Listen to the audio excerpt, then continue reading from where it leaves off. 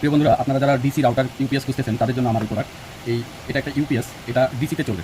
ডিসিতে চলবে বলতে গেলে আপনাদের যাদের সোলার লাইন আছে অথবা 12 ভোল্টের ব্যাটারি আছে, শুধু তারা এই ইউপিএসগুলো ব্যবহার করতে পারবেন।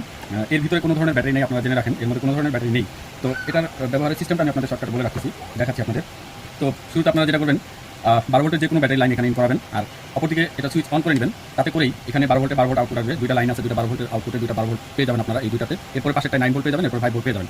তো এই পাওয়ারগুলো ব্যবহার করার জন্য আমরা এর সাথে এই কেবলগুলো দিয়ে দিচ্ছি, ব্যাক টু ব্যাক কেবল, যেটা আপনারা এক প্রান্ত একটা দিয়ে দেখাচ্ছি আমি, এক প্রান্ত রাউটার বা অন্যতে ঢুকাইবেন, আরেক প্রান্ত আপনারা সরাসরি এর সাথে প্লাগ ইন করবেন। যেমন আমি আপনার রাউটার যদি 12 ভোল্টের হয় তাহলে এটা 12 ভোল্টে চলে যাবে, সোজা চলে যাবে। আর যদি অনু যদি 5 ভোল্টের হয় তাহলে একইভাবে এটা 5 ভোল্টে চলে যাবে, অনুতে চলে যাবে, আর এটা রাউটারে চলে যাবে। দুইটা পোর্ট আপনারা পাচ্ছেন এর সাথে।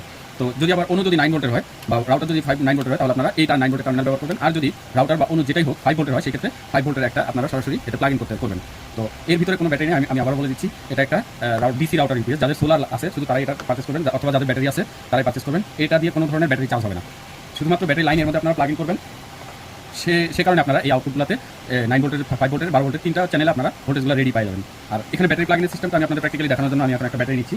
দেখেন আমার হাতে একটা 12 ভোল্টের ব্যাটারি। আপনারা যদি এই ব্যাটারির জায়গায় আরও ছোটো ব্যাটারি দেন তবুও চলবে। যদি এই ব্যাটারির জায়গায় আপনারা ট্রাকের বড় ব্যাটারি, অর্থাৎ 50 কেজি ওজনের যদি ব্যাটারি দেন, বাট 12 ভোল্টের হতে হবে, সেই শর্তে আপনারা ব্যাটারিগুলো ব্যবহার করতে পারবেন। তো যাই হোক, আমি এখন এই প্রোডাক্টটাকে প্র্যাকটিক্যাল লাইন দিয়ে আপনাদেরকে দেখাবো। আমরা এর সাথে কেবল দিয়ে দিব, ব্যাটারির জন্য কেবল দিয়ে দিব, যাতে আপনারা ব্যাটারি থেকে এটা চালাতে পারেন। দ্যাটস মিন আপনারা দেখতে পাচ্ছেন আমার কাছে একটা শর্ট পিস কেবল আছে। এই শর্ট পিস কেবলটা আপনারা সরাসরি ব্যাটারিতে নিয়ে যাবেন। যেমন ধরেন এই কেবলটা মোটামুটি 8 ইঞ্চির মতো লম্বা বা 10 ইঞ্চির মতো লম্বা। এখানে নেগেটিভ এই লাইনটা, কালো তারের এটা, আর পজিটিভ এই তার কেবলটা। তো আমি এখন যেটা করবো তা হচ্ছে যে এই ব্যাটারির সাথে আমি নেগেটিভ এবং পজিটিভ লাইনটাকে কানেক্টিভিটির মধ্যে আনলাম।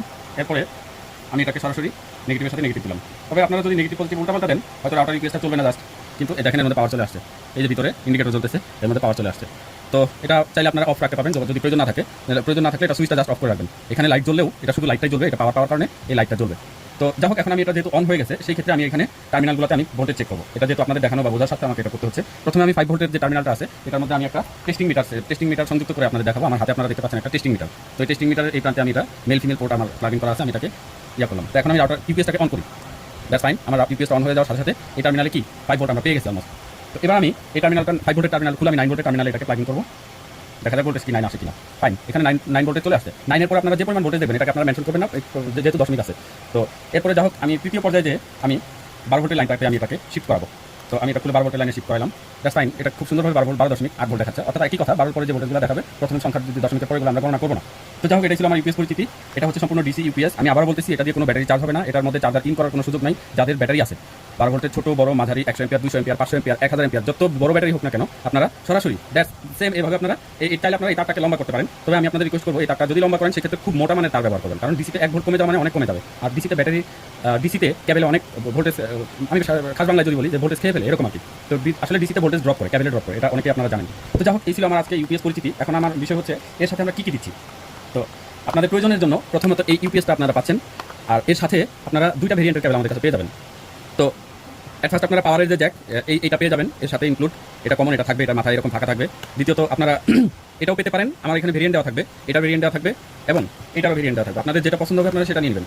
এটাতেও সেম একই কাজ, একইভাবে এটা কাজ করবে, একই জিনিস, জাস্ট প্রাইজের কম বেশি থাকার কারণে আপনারা যার যেটা প্রয়োজন আপনারা সেটা পারচেস করতে পারবেন। দেখতে পাচ্ছেন এটা কিছুটা ছোটো, আর ওইটা দেখেছি ওইটা কিছুটা বড়। যাদের একটু বড় দরকার, স্পেসের বিষয় চিন্তা করে, এটাও 12 ইঞ্চি একটা কেবল, আর এটা হচ্ছে 20 ইঞ্চি একটা কেবল। তো যাদের যেটা প্রয়োজন পড়বে আপনারা তারা সেটা পারচেস করে নেবেন। আশা করি আমার প্রোডাক্ট সম্পর্কে ভালোভাবে জানতে পারছেন, আমি বুঝাইতে পারছি। আমার কোনো কথা ভুল বুঝতে পারলে আপনারা কমার দৃষ্টিতে দেখবেন। সবাইকে শুভেচ্ছা জানিয়ে বিদায় নিচ্ছি। আসসালামু আলাইকুম।